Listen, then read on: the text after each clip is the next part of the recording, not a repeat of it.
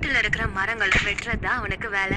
ஒரு நாள் அவன் மரத்தை வெட்டி முடிச்சிட்டு வீட்டுக்கு போகும்போது ஒரு பொண்ணு இறந்து போய் தரையில கிடக்கிறத பார்த்தான். அந்த டெட் பாடிய பார்த்ததும் அவனுக்கு தலை சுத்திருச்சு. அட, இது என்னது?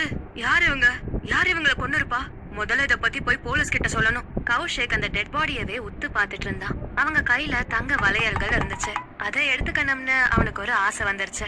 ஆஹா, இவ்ளோ பெரிய தங்க வளையல் எப்படியும் 5 சவரன் இருக்கும். இத நானே எடுத்துக்க போறேன். கௌஷிக் அவங்க கையில இருந்த வளையல எடுக்க முயற்சி பண்ணான். ஆனா அவனால எடுக்க முடியல. அட, என்ன இது?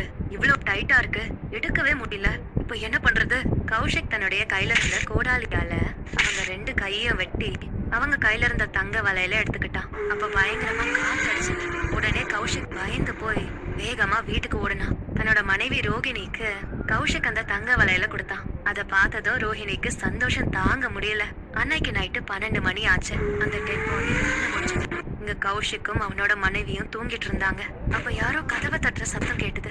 அட, இந்த நேரத்துல யாரு கதவை தட்டுறது?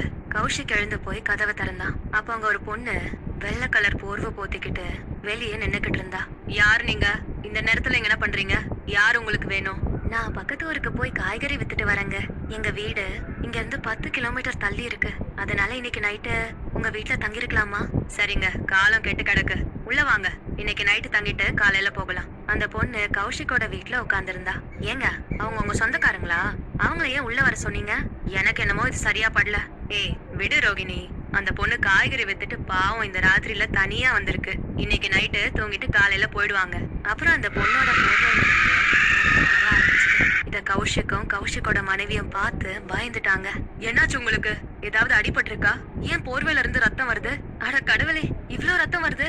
எனக்கு என்னமோ ஏதோ தப்பா தோணுது. கௌஷிக் அவங்க மேல இருந்த போர்வைய எடுத்தான். அப்ப அந்த பொண்ணுக்கு கை வெட்ட